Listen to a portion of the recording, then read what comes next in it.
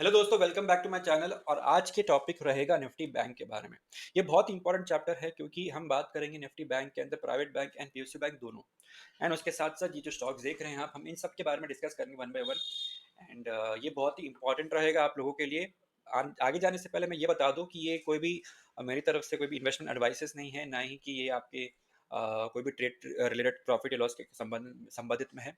ये जो भी एनालिसिस है मेरी खुद की एनालिसिस है। एंड बेस्ड ऑन दैट आज हम शुरू करते हैं अपना आज का ये वीडियो। सो चलिए निफ्टी बैंक के बारे में बताते हैं। जाने से पहले आपने अगर मेरा पुराना वीडियो देखा होगा निफ्टी बैंक एनालिसिस के बारे में, जो कि मैंने पिछले हफ्ते ही डाला था, उसका लिंक भी मैं इस डिस्क्रिप्शन में डाल देता हूँ क्योंकि कहीं ना कहीं उस वीडियो से कनेक्शन ये वीडियो भी उससे ये इंटरलिंक्ड है। तो पिछले वीडियो में मैंने ये बताया था कि निफ्टी बैंक अपने हायर टाइम फ्रेम यानी कि क्वार्टरली टाइम फ्रेम से चल रहा है। इसी फॉल में जहाँ पे यूएस ईरान का वॉर हुआ था, क्राइसिस हुआ था, जहाँ पे निफ्टी बैंक ने सपोर्ट लिया है, जो कि ईयरली डिमांड जोन से कहीं ना कहीं कोइंसाइड भी करता है। एंड वहीं से एक नया सा हाई बनाया है। एंड उसके बाद मंथली में, जैसे मैंने कहा था कि मंथली में ये एक पर्टिकुलर सेलिंग जोन है, जहाँ पर निफ्टी ने ऑलरेडी अभी तक टेस्ट नहीं लिया हुआ है। हालांकि विक टू विक उसने टेस्ट ले चुका है, बट बॉडी में अभी तक उसको एंट्री लेना बाकी है। सो ये एक रेसिस्टेंस जोन जो हम कहते हैं, यानी कि सप्लाई जोन है मेरे हिसाब से। एंड वहीं ना कहीं एक सप्लाई जोन अभी तक अनटेस्टेड है। एंड उसके बाद हमने ये भी देखा था कि उस वीकली में टाइम फ्रेम में, जैसे पिछले वीक में ये पर्टिकुलर रैली आई थी, बट मैंने ये भी कहा था कि इस रैली में कहीं ना कहीं प्रीवियस वीक के रैली से अंदर ही है। सो कहीं ना कहीं ये इंडिकेट कर रहा है कि ये अभी तक अच्छा सा जोन नहीं बना है यहाँ पे।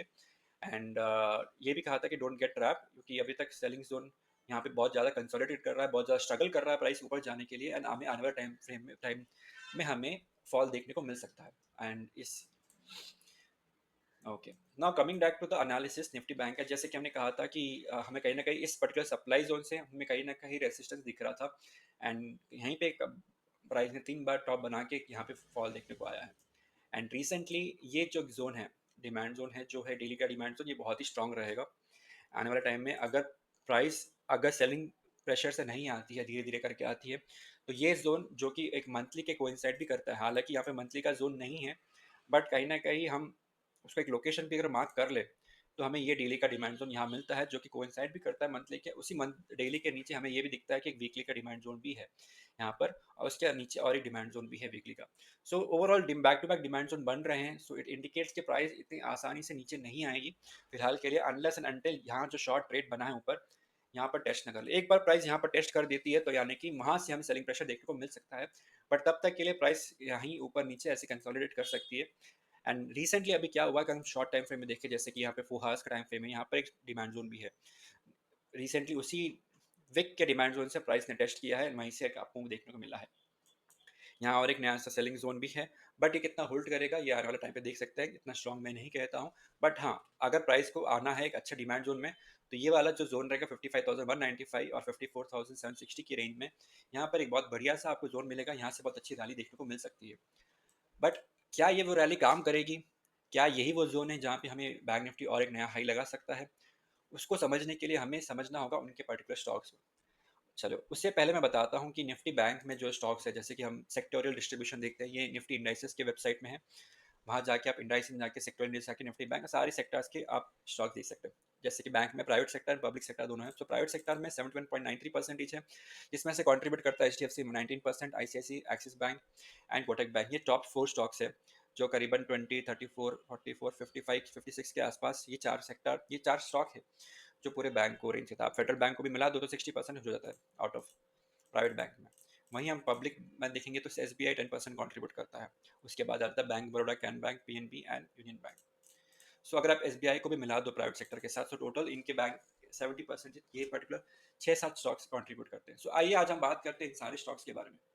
सो going back to the Nifty bank, Nifty bank में जैसे हमने देखा था कि H D F C bank,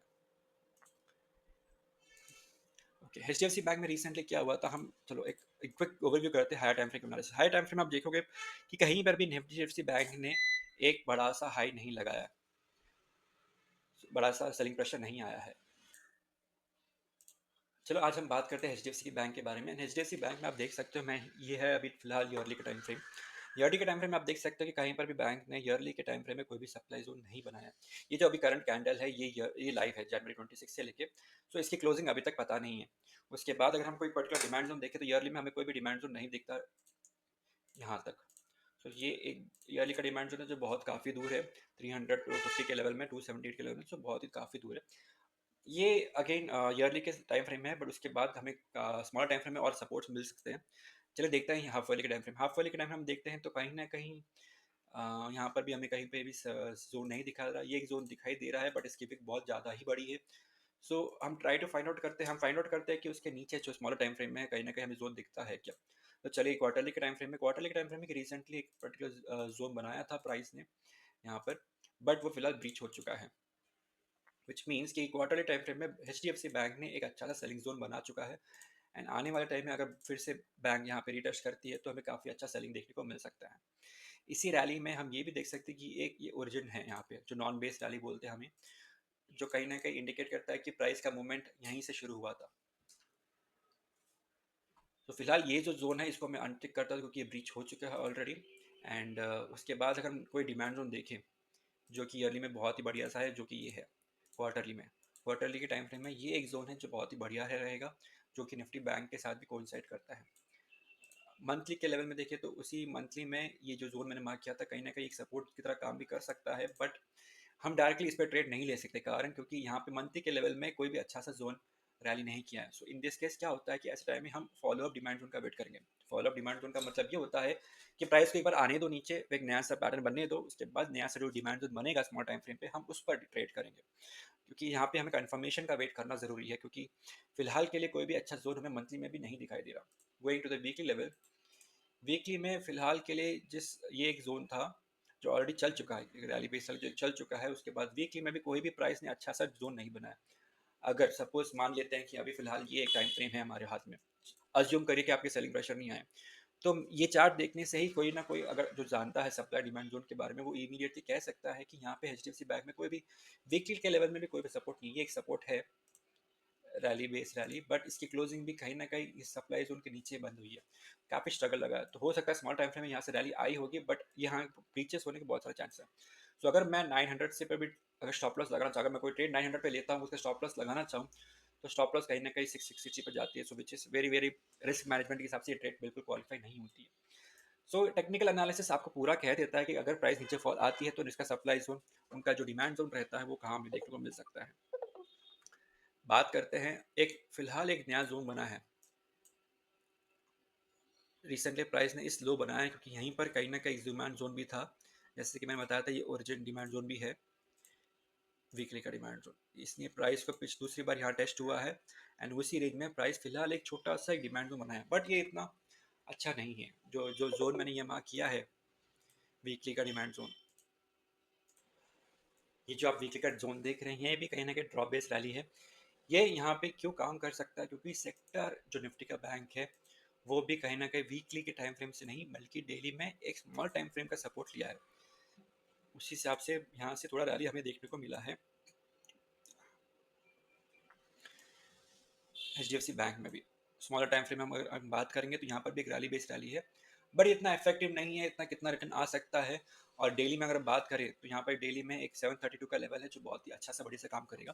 फिलहाल के लिए H D F C bank में कोई एंट्री नहीं देखने को मिली unless and until bank Nifty जो है इस रेंज जोन में आ जाए। अगर हम 55,000 के रेंज में अगर बैंक निफ्टी को देखते हैं तो H D F C bank में उसी समय सिमिलर एंट्री हम प्लान कर सकते हैं क्योंकि सेक्टर का सपोर्ट मिल जाता है। सो ओवरऑल ऐसे H D F C bank stand alone is not that good, but हम इसको कंबाइन करते हैं बैंक निफ्टी के चार्ट में। सो ये ऐसा अगर बैंक निफ्टी सपोर्ट में आता है उसके अलावा बाकी सारे स्टॉक सपोर्ट में आते हैं तो अच्छा सा काम कर सकता है। चलिए नेक्स्ट है अपने आईसीआईसी बैंक के बारे में।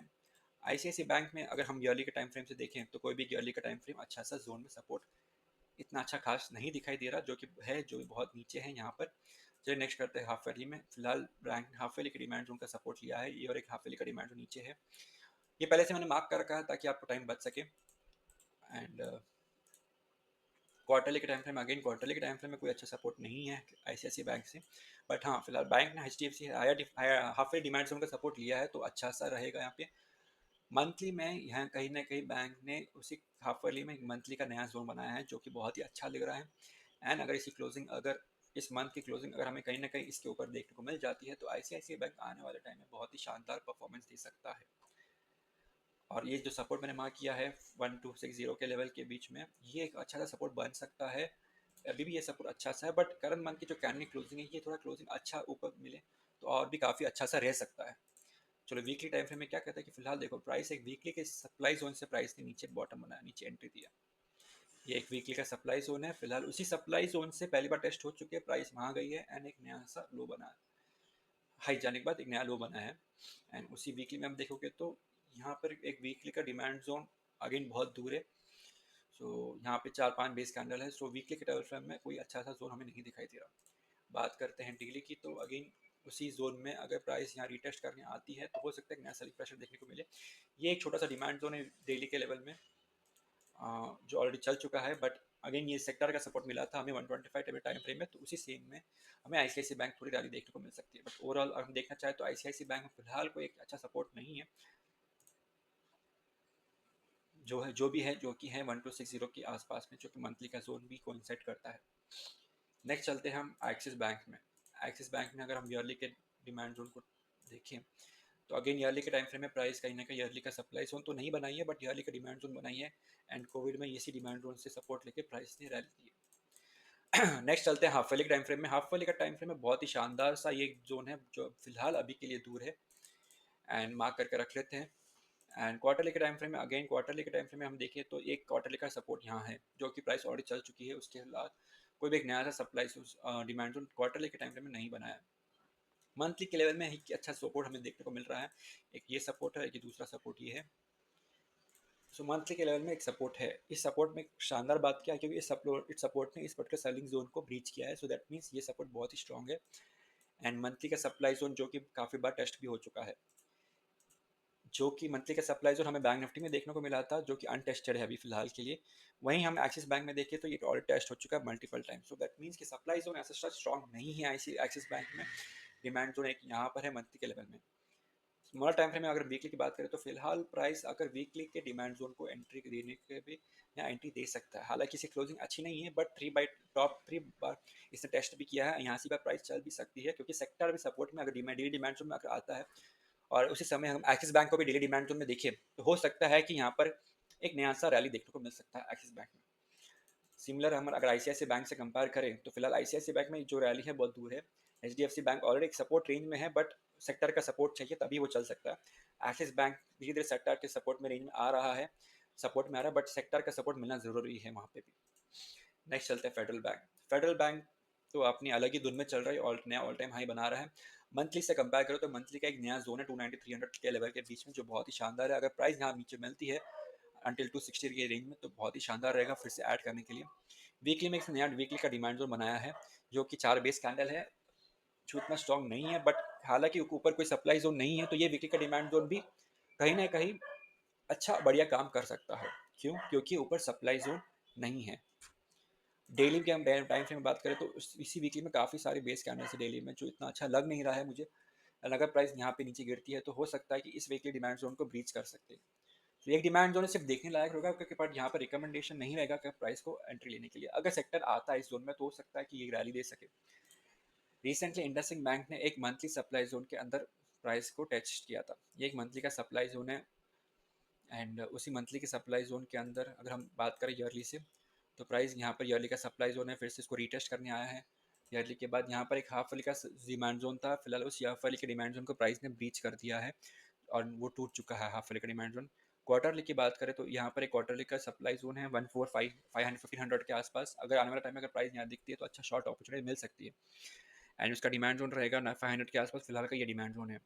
सो इसके रेंजेस बहुत ज़्यादा बड़ी है। मंथली के लेवल में देखें तो मंथली ने प्राइस यहाँ पर 1 2 3 4 टाइम टेस्टेड भी किया है एंड रिसेंटली उसी मंथली के अंदर एक वीकली का सप्लाई जोन भी था यहाँ पर, उसी सप्लाई जोन से प्राइस नीचे देखने को मिली है हमें।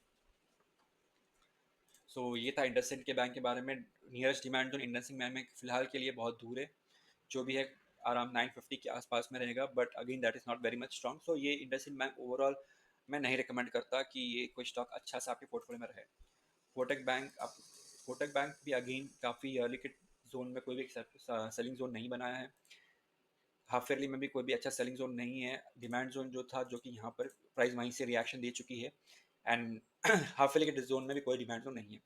क्वार्टरली में हम देख सकते हो ये रैली ड्रॉप बेस रैली है जो कि क्वार्टरली के टाइम फ्रेम में चल चुकी है जो कि फ्रेश है, अनटेस्टेड है और आने वाले टाइम में अगर प्राइस यहाँ आती है तो अच्छा सा रिस्पॉन्स देखने को मिल सकता है। फिलहाल मंथली के जोन में प्राइस ने मंथली का डिमांड जोन का सपोर्ट लिया उसी समय जहाँ पे कोविड का सॉरी जहाँ पे यूएस ईरान का क्राइसिस चल रहा था, वहीं सपोर्ट लेके प्राइस एक मंथली के सप्लाई जोन को टेस्ट कर चुका है। सो ये एक मंथली का सप्लाई जोन है, मंथली का डिमांड जोन है। सो काफ़ी ये दोनों टाइम फ्रेम में अच्छा सा जोन है जो हमें काफ़ी टाइम कंसोलिडेशन देखने को मिल सकता है यहाँ पे। सो ओवरऑल अगर हम स्मॉल टाइम फ्रेम में जाएं तो उसी मंथली के अंदर एक वीकली का डिमांड जोन था, उसी वीकली के डिमांड जोन से प्राइस मंथली के सप्लाई जोन को गई। ये एक जोन है जो कि अनटेस्टेड है, यहाँ से प्राइस अगर आती है तो शॉर्ट अपॉर्चुनिटी मिल सकती है। तो ओवरऑल हम क्या देखने को मिल रहा है कि सारे निफ्टी के बैंक भले ही सेक्टर में आने की कोशिश कर रहा है, उसके साथ HDFC bank, ICICI bank, Axis bank, Federal bank, अगर ये साथ में डिमांड जोन में आए तो हमें अच्छी रैली देखने को मिल सकती है। कोटक बैंक में डेली के लेवल में फिलहाल एक डेली का सपोर्ट लेके प्राइस उसको स्ट्रगल कर रहा है, एंड सप्लाई जोन फिलहाल के लिए बहुत दूर है जो कि है 4084 इसके आसपास। नेक्स्ट चलते हैं हम IDFC first bank. IDFC first bank again yearly की डिमांड जोन काफ़ी नहीं है, इस ईयरली का सप्लाई जोन है। अगर हम बात करते हैं हाफ ईयरली का, तो एक हाफ ईयरली का सप्लाई जोन यहाँ पर है, बट जो भी है किसी क्लोजिंग अच्छी नहीं है तो हम इसको सप्लाई जोन नहीं मान सकते। प्राइस क्वार्टरली के डिमांड जोन का एंट्री लिया है, फिर एक नया क्वार्टरली का डिमांड जोन बना है, अगेन क्वार्टरली सप्लाई जोन को टेस्ट किया, बट इस क्वार्टरली सप्लाई जोन ने इस क्वार्टरली डिमांड जोन को ब्रीच कर चुका है, एंड जो भी है इस लेवल में एक सप्लाई जोन हमें स्मॉल टाइम में देखने को मिल सकता है। मंथली की पिक्चर बात करें तो उसी जैसे कि मैंने कहा था कि इस मंथली के सप्लाई जोन ने इस क्वार्टरली के डिमांड जोन को ब्रीच किया है, यानी कि अगर प्राइस हमें इस मंथली के सप्लाई जोन में देखने को मिली तो यहाँ पर एक अच्छी शॉर्ट अपॉर्चुनिटी बन सकती है, एंड उसके ऊपर एक क्वार्टरली का सप्लाई जोन है जो कि मंथली से कोइंसाइड भी करता है, एंड मंथली का demand zone with monthly EMA जो कि 73 पर है वो भी एक सपोर्ट की तरह काम कर सकता है। वीकली की बात करें तो फिलहाल 5 हफ्तों से अगेन आईडीएफसी फर्स्ट बैंक 5 हफ्ते से 1 2 3 6 हफ्तों से स्ट्रगल कर रहा है प्राइस को इस ब्रीच करने के लिए। तो आने वाला टाइम में हमें ये भी कोई सेलिंग प्रेशर अगर आती है जो कि कहीं कहीं ना कहीं यहाँ पर इंडिकेट करती है कि अगर आगे गिरती है तो यहाँ देखने को मिल सकता है, एंड यहाँ पर जो 61 का लेवल है बहुत ही स्ट्रॉन्ग है कंपैरेटिवली 71 के लेवल में। ये एक डेली का सप्लाई जोन है जो मंथली का कोइंसिड करता है। ये एक ब्यूटीफुल शॉर्ट अपॉर्चुनिटी जो बनती थी वो यहाँ पे हमने कहीं ना कहीं एंट्री भी लिया था शॉर्ट के पर्सपेक्टिव से, एंड प्राइस वहीं से गिर के एक 89 34 पॉइंट्स का हमें देखने को मिल सकता है डेली टाइम फ्रेम के लेवल में। यस बैंक के बाद हम पीएसयू बैंक में देखते हैं।